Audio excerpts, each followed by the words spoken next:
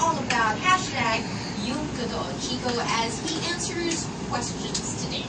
And thank you for making us trend number 2 in the Thank you. Go to Twitter and ask certain questions sent in by. Do you really want? Yes, I do. If you filter ko ba or do I read it out? Bahala ka na, your call. I'll start it off with Mercy Alex. Okay. Was there a time na muntik na, as in 0.1%, madidevelop ka ng identity? Kasi di ba boyish looking naman siya, no? Yung totoo, Chico. Yung totoo. Hindi, ayun nga eh. Hindi talaga siya mangyayari kasi, alam mo, iba yung type ko sa girls. Yung mga bebas na gusto mo. Si Del kasi masyadong girly. Masyadong girly. Hindi, pero nakakatawa kasi a lot of people, di ba we say it all the time, na parang, ikaw you're like a man. Yeah. Pero you know, like, there's a huge, like, I would never say that you're like tomboy. You're like a tomboy, but you're like a man. And, you know, what does that mean? for me, there's a huge difference. I'm like a man. Kasi you're girly eh. You're girly I'm girly. You're not like brusco, butch, and everything about you screams girly. Pero certain ugali mo are so male. Yeah. And the only one time na talagang literally nagiging para kang lalaki is when you're driving. Tapos nagmura ka. Kasi this driver, like a sailor. You know, it's like, you will be scared. You'll be scared. And when I've seen Gino like blow his top while driving. Does he do that behind the wheel? I don't think I've ever showed you such a thing. I mean, I know we've shared a room. Kasi, I'm always making a point to go to the bathroom. pero kasi like with Gino, when he does that, and he like... It's so normal kasi. It's so normal. Kasi siya sa akin, yung parang, okay, just let him like, you know, blow off some steam. And then he'll be okay. Pag si Del yung nagmura, yung feeling ko yung parang, run for your life. Get away while you can. You are in grave danger. Di ba nga? Yung pinento nito dati na meron siyang binabaan na truck. Oo. Kala mo naman... Sandali! Kanina bang birthday ka? Kala mo yun? Walang turning tables, okay? Kala mo ang laki-laking tao. Hindi, di ba nga, even sa aso, yung chihuahua, yung Kasi yun yung mga they're crazy. I have a question from Amigo. Oh no. Ano ang naramdaman mo nang talikuran ng kaibigan mo ang bayan at umiyak sa diwan? Camilo naman eh! Gino, focus! I'm sorry! Alam mo ba yan? Alam mo ba yung ugali niyang Camilo na yan? Hinihim pa ako sa Facebook. So sabi niya, remember how we were like ragging Del about, you know, Brad Jervis twin? Yeah. We were teasing her na, ay naku, nagtatatakbo ba naman? And I ran like a little girl, and like we had to chase her. Greg was chasing her around because she refused to be like touched by Greg. To sit still. Ang yakang ko. Refused to be touched by you. Oo, parang, go away, get away from me. Bigla pa naman, after the show hiniyam ako ni Camilo, and then asked, ikaw, anong ginawa mo nung nandyan si Camilo? Sabi ko, kapal mo. Di nagtatatakbo ka. Hindi sinabayan ko si Den.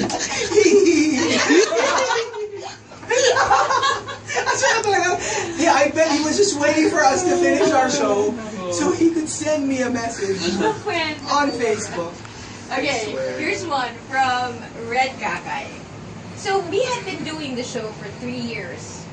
1996 was when we started the Morning Rush. 3 years after. Working a full year before that. A full year, almost a full year. And then we had moved stations. Okay. So, Red Cafe was asking, to Chico, how did you and Del become close? And what made you go back to RX during the time that you transferred to another station? Okay. First question. How did you and Del become close? We became close right before we left. Why? Why? We share. You know how like with friends. Sometimes you're friends. Tapos something happens. Right. And then you're not friends anymore. Then you sort of like seal the deal. Right. And you become like BFFs. Okay. So with Del and I wouldn't even say we were like friends. when we became like super friends. When we became BFFs. Pero Right, alam so you niya, jumped We from jumped from like, it wasn't a gradual, nagkaroon ng parang tectonic plate shifting dun sa relationship namin. At a certain point, alam mo yung, Ano yung dahilan? let me put it this way. You know what they say, there's a thing that happens to soldiers during war. Right. they become Kasi- band of brothers. Yes. Diba? They become You're, band of you're, brothers. you're when you complete put through strangers, such tapos you go through war, you put your lives in each other's hands. Right. And then after that, you're like, You trust entirely. you're like trust each other brothers for entirely, life. yeah. So let's just say we had a conversation where I put my life in Delamar's hands. Actually, yun yung sasabihin ko.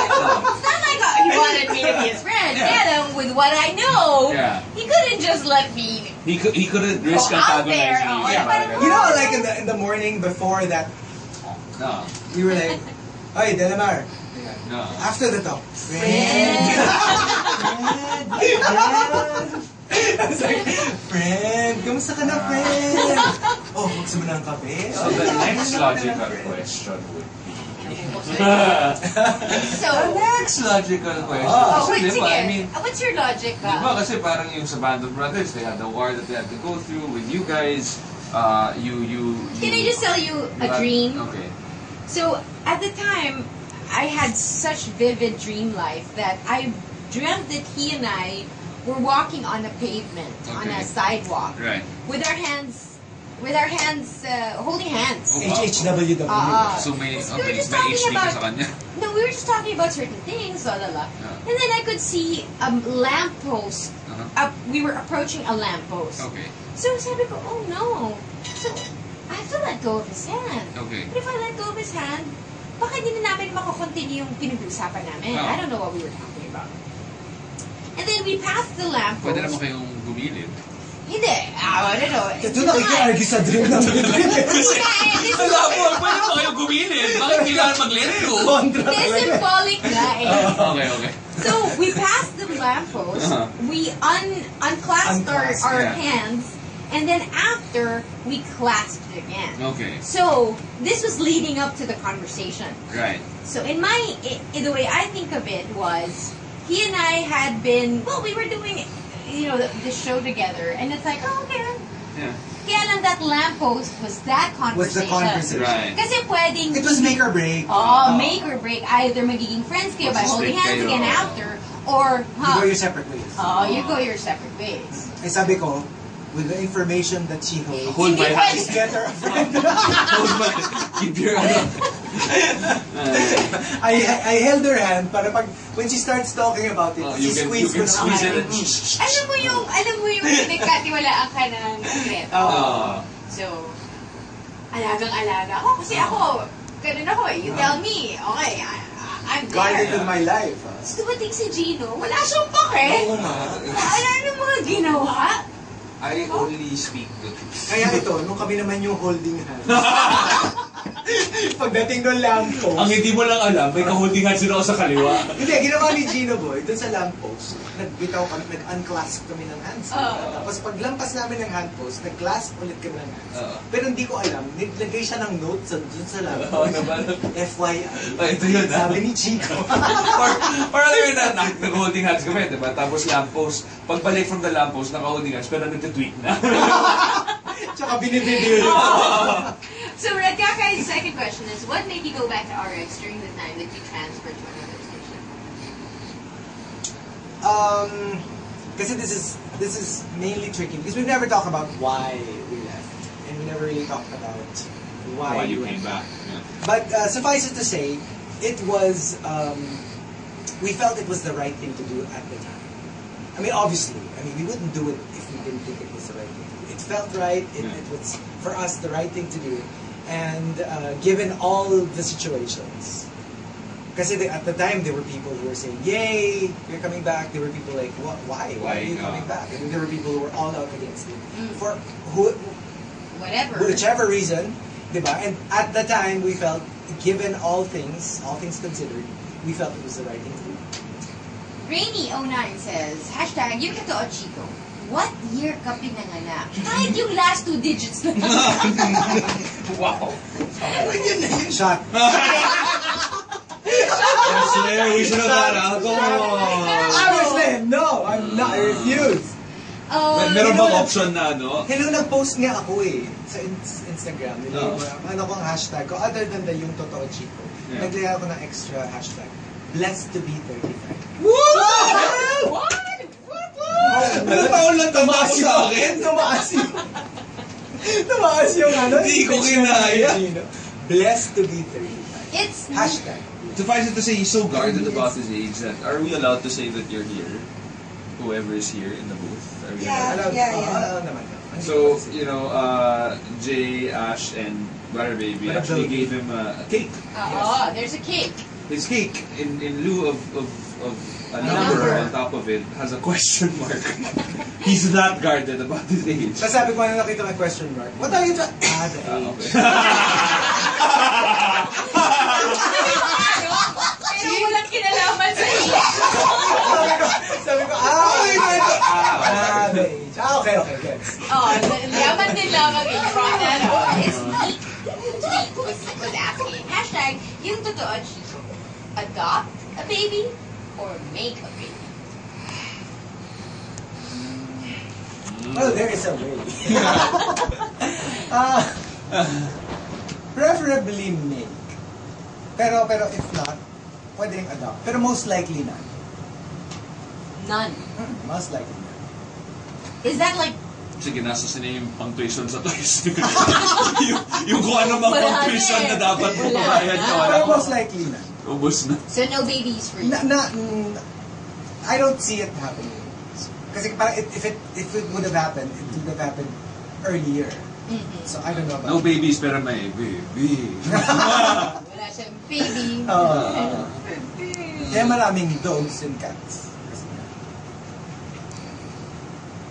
Okay, so no babies. No babies. I mean, not in the foreseeable future. So, and the longer you go without it, the smaller the chance. Di ba? I mean, pwede mo namang ituon yung, I mean, if you always... Okay, may sales pitch sila. You already know she has a sales pitch when she has that. I mean, you can always send my kids to school. Pag yung mga beneficiary. Diba? I have a question. Actually, it's two questions. Unless Dominique says, yung totoo Chico, wala na ba talagang pag-asa ang Chico and Ben? Hello. I just wanted to answer because it's a follow-up question. Nakita mo may dalawang anak mo. Yun yung dahilan eh, no? Kahit gustuhin ko man. So there's a follow-up question. Gustuhin ko man, nag-move on na si Del. So LS Dominic also asked, kahit saglit ba dati, nagkagusto ka kay Del? Nasagot na niya yan eh. Hindi, tapos, meron pang isa eh. Sige. Kay Gino. Yun eh. Kay Gino kasi talaga, it's like platonic from the naman na, alam eh. Di ba sabi nila, may bago tayong DJ. Actually, alam mo ba, hindi ko alam yung tsura mo.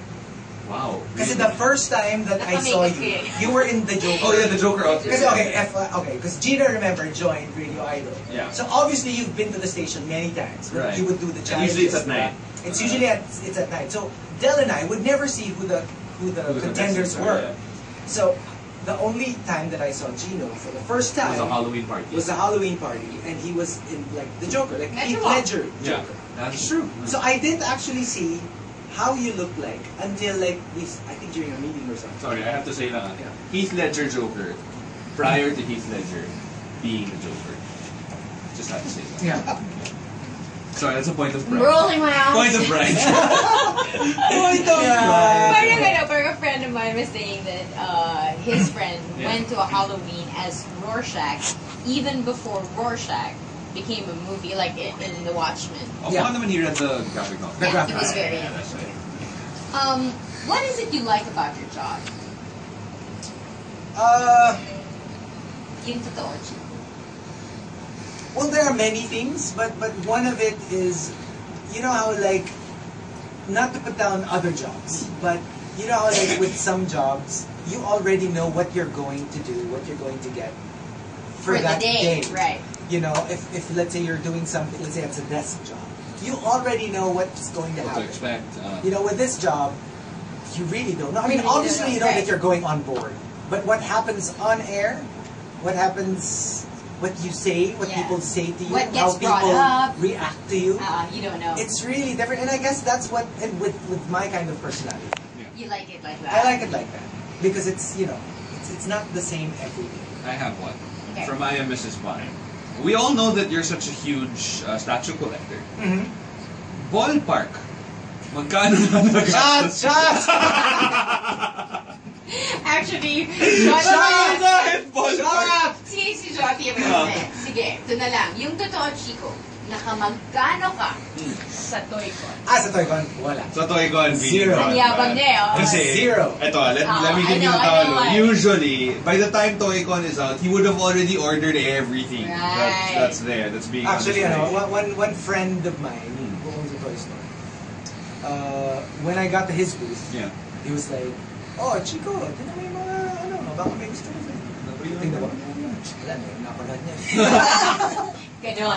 He has got Toy it's- store, ha? Toy store. And it really escalated quickly. Yeah. When was our Japan trip? Last year? Last year. That was just last year. 2015. Last year. 2015, you were only collecting Funko Pops. And now, It's not even a year and a half later. Diba, the progression talaga eh. No, but- Funko but Pops, the to worst just was ano? X-Men, to just Batman. The worst was 2015. Kasi Pero, nakahabol ka na eh. even in June, like now, we're halfway done. As in, I can already tell you na talaga, it won't even be near. So, I'm behaving. Yeah, but no, I think you're not behaving. It's just that you've caught up. Yeah, and I'm seeing my future flying away from me. Crumble. I see my Crumble in future front of flying your away Your from me. retirement plan. Yeah. Harms here was asking, Chico, is Chico Garcia your real name? No. Is it your radio name? Yes. Why? Well, I don't have a radio-friendly name. Real name. It doesn't sound DJ-ish. And at the time, when they were looking for a name for me, the uso thing in the US was like Latinos, the Latino DJs. Yeah. Right. Sila Mucho Morales. Right. And remember, Rick Dees is actually Rick Diaz. Oh, really? Something like that. But anyway, yun yung mga sikat. So they asked me to come up with a list of first names and a list of last names. And then they were like, alam mo yung pwedeng mix and match. But they asked me what I preferred. Yeah. Right. Nung time na yun, usong-uso si Andy Garcia. Okay. He was the it guy at the Right. time. The actor. So I thought it was down to two names. So I chose Garcia because it flowed nicely. Nicely. Not for anything. I don't Right. have any Garcia in my In name. your, So I thought it was either Chico Garcia, since it was so Mexican. yeah. Chico and Chico. Yeah. Or Gonzo Garcia. Buti na lang. Buti na lang. Chico ka. Those were my two choices. Oh. Kasi Gonzo naman, because of the Muppets. Right. And I really love that guy. The great That's Gonzo. From the great Gonzo. Right. So I thought it was either Chico Garcia or Gonzo Garcia. I could have gone through my career as Gonzo Oh my Garcia. goodness, thank goodness you chose Or imagine Chico. mo kung No, I didn't choose. I mean, no. I gave them the two choices. Yeah. And then They management went with Chico. went with Chico. Although if you were named Gonzo, you would be a perfect monster. That's true. That's true. That's true. Interesting. Buti na di si Robert De Niro yung usong time niya. Parang Chico De Niro. Oh, nga. Because diba, they kind Well, of he like, was uso rin. Remember that, yung... they have the same peg, like they're always At saka you know why? monsters. At the time that I was applying here in RX, Yeah. right behind the booth, dun sa likod ng DJ, was a big poster of, is it Scarface. Infernal Affairs? Yung Richard Gere and Andy Garcia. Dun ko nakuha yung idea na parang, Andy Andy Garcia. Garcia. Okay. King Pogyman, questions for Chico? Pwede ba akong umutang? Parang Wala na ho. feeling ko had you asked this prior to 2015, he might have actually Yeah. considered. Yeah. Yeah. Hanging question, let's get one from Cam Sialong. Do you have any retirement plans? Sana not anytime soon, but do you have any retirement plans? Don't answer that. Don't answer that yet. That's a hanging Okay, question. hanging question. Okay. It's a hanging question. Ito yung sa pagbabalik na. The pagbabalik na! Birthday ni Chico Garcia! Eto na! Ito na! And because it is your birthday, Chico, we are going to play a song requested for you by Butter Baby. Here we go.